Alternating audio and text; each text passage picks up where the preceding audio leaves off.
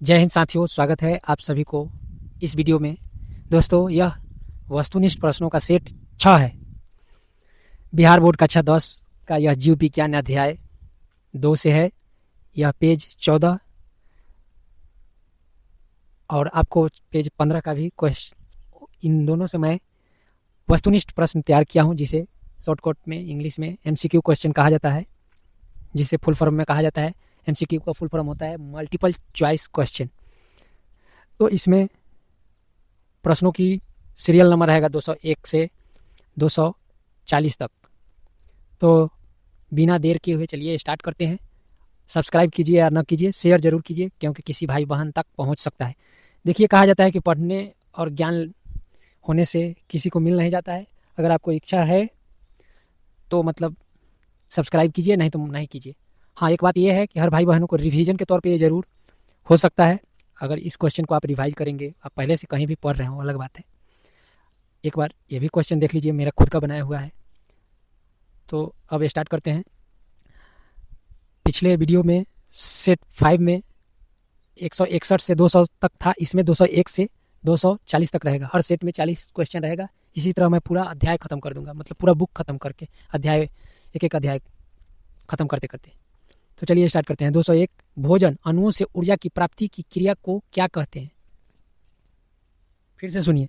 201, भोजन अणुओं से ऊर्जा की प्राप्ति की प्रक्रिया को क्या कहते हैं? नंबर 202, भोजन अणुओं का ऑक्सीकरण किससे होता है? नंबर 203, अवायवीय श्वसन में ऑक्सीजन की आवश्यकता कैसी होती है? 204, एरोबिक श्वसन को अन्य नाम से क्या कहते हैं? 205, अवायवीय श्वसन को अन्य नाम से क्या कहते हैं? 206, ऊर्जा के सार्वभौमिक वाहक को क्या कहा जाता है? सही उत्तर चुन के ही, सही विकल्प चुन के ही उत्तर दे।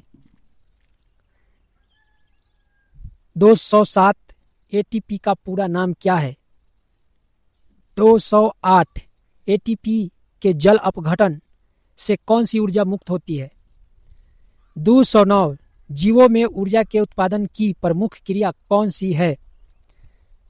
210, श्वसन क्रिया का प्रथम चरण क्या कहलाता है? 211, ग्लूकोज के पूर्ण ऑक्सीकरण से कितनी ऊर्जा उत्पन्न होती है? 212, कोशिकाओं में ऊर्जा उत्पादन की सबसे सरल विधि कौन सी है? 213, ग्लूकोज के एरोबिक विघटन से कौन सी अपशिष्ट पदार्थ बनते हैं? 214, श्वसन मुख्यतः कहाँ होती है? 215, एरोबिक श्वसन मुख्यतः कहाँ होती है? 216, एरोबिक श्वसन को किस ईंधन के उपयोग पर काम करने वाला कहा गया है? 217, श्वसन प्रक्रिया में कार्बन डाइऑक्साइड का निर्माण किस चरण में होता है? 218, ग्लूकोज का रासायनिक सूत्र क्या है? 219, ग्लाइकोलाइसिस किस प्रकार की श्वसन में पाया जाता है? 220, अवायवीय श्वसन के अंत में सामान्यतः कौन सा पदार्थ बनता है? सही विकल्प चुनकर उत्तर दे। अब 221, पाइरूवेट के विघटन की प्रक्रिया को क्या कहा जाता है? 222, किण्वन क्रिया सामान्यतः किस जीव में पाई जाती है? 223, अवायवीय श्वसन में पाइरूवेट के अपूर्ण विघटन से कौन सा पदार्थ बनता है?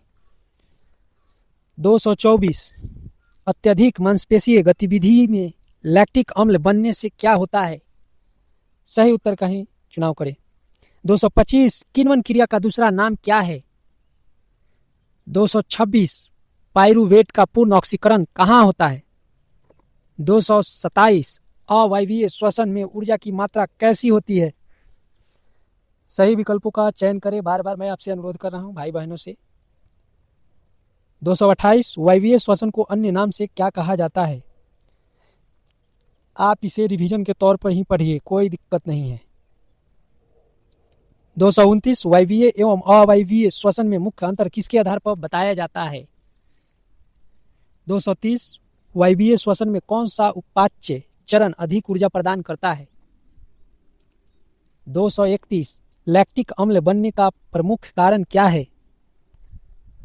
232 CO2 गैस बनने की प्रक्रिया किसमें अधिक दिखाई देती है? 233 किस गैस की उपस्थिति को सिद्ध करने के लिए किया जाता है? मतलब जो आपके पाठ्य पुस्तक में क्रियाकलाप 1 जो दिया हुआ है चैप्टर 2 में, उसको यह बता रहा है, मतलब उससे यह क्वेश्चन पूछ रहा है कि कार्यकलाप 1 किस गैस की उपस्थिति को सिद्ध करने के लिए किया जाता है। अगर आप रीडिंग डाले होंगे तो आप आसानी से उत्तर दे देंगे। अब अगला नंबर 234 श्वसन क्रिया में बैंगनी द्रव्य का रंग परिवर्तन किस कारण होता है? 235 वायवीय श्वसन में पहला चरण कहाँ होता है?